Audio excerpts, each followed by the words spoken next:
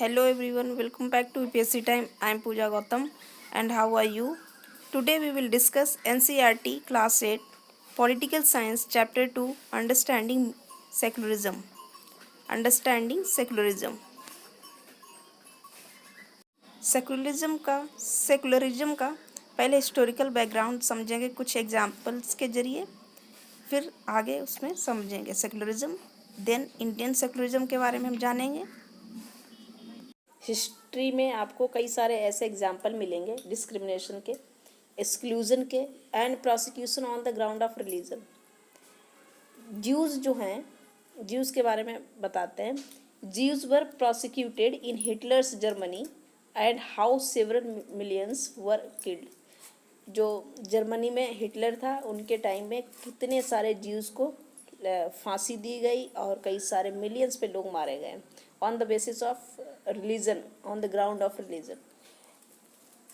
Jews जो state है Israel treats its own Muslim and Christian minorities quite badly.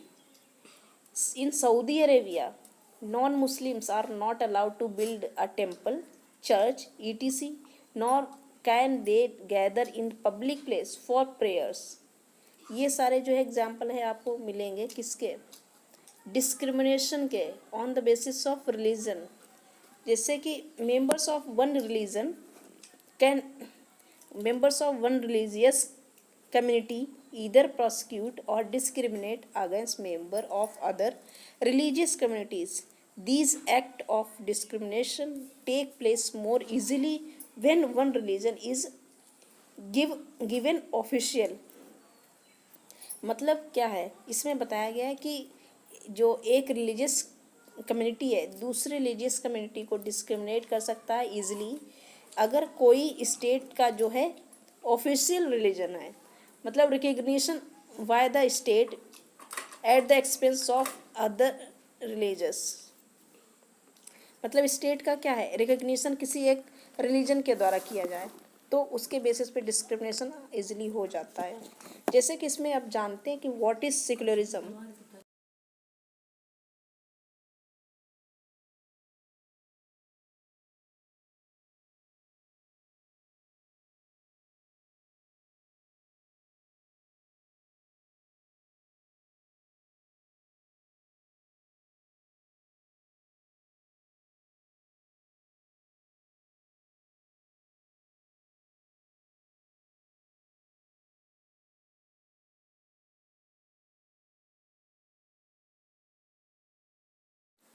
Freedom for all, freedom for all को, इस idea को mind में रखते हुए इंडिया ने power of religion and power of state को सेपरेट रखने की स्ट्रैटेजी अडॉप्ट की है।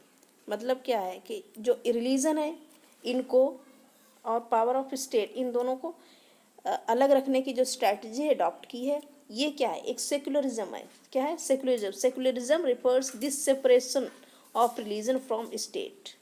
मतलब क्या है, रिलीजन स्टेट से बिल्कुल ही दूर है।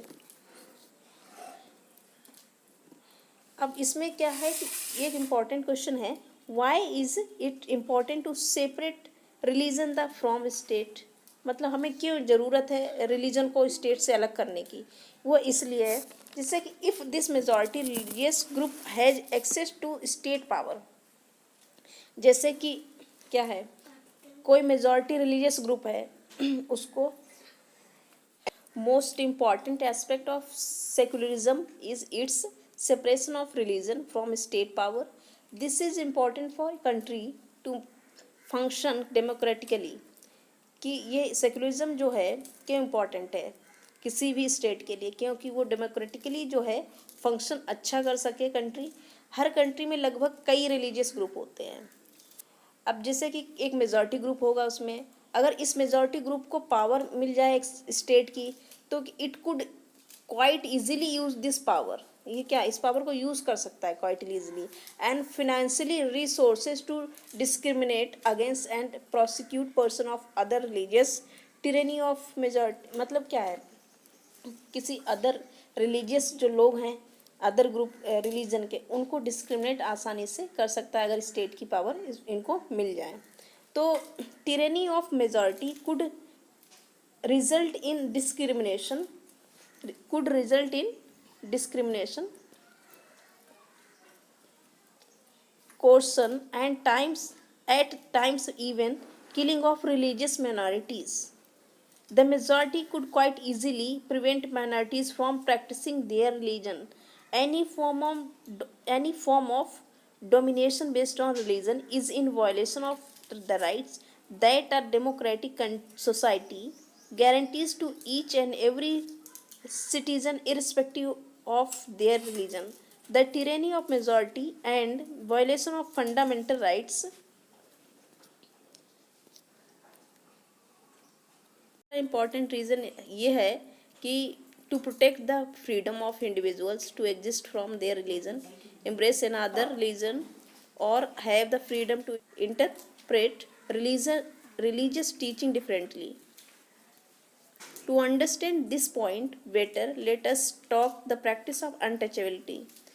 Untouchability, you might feel that you dislike this practice within Hinduism. Therefore you want to reform it. अगर अनटचेबिलिटी को सपोर्ट करने वाले स्टेट पावर में हैं तो क्या हम सोच सकते हैं कि इसमें कोई रिफॉर्म होगा?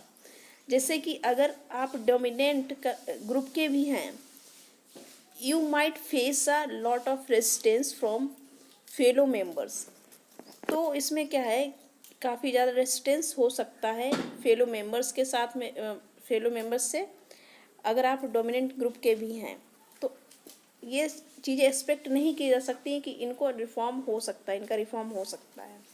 अगर सेकुलर है स्टेट तो क्या होगा, रिलीजन से बिल्कुल उसका कोई पावर, रिलीजियस पावर और स्टेट पावर जो होगी उसमें अलग होंगी, जिससे क्या होगा कि किसी को डिस्क्रिमिनेट नहीं किया जाएगा on the basis of religion, जो कि हमारे कॉन्स्टिट्यूशन में कहा गया है. इसमें आपने सेकुलरिज्म के बारे में देखा और उसकी इम्पोर्टेंस समझी. और नेक्स्ट वीडियो में हम इस इंडियन सेकुलरिज्म के बारे में बात करेंगे. आई थिंक ये वीडियो आपको पसंद आया. तब तक के लिए आप चैनल को सब्सक्राइब कर दीजिए, वीडियो को लाइक करें. Thank you all of you and तक वीडियो देखने के लिए.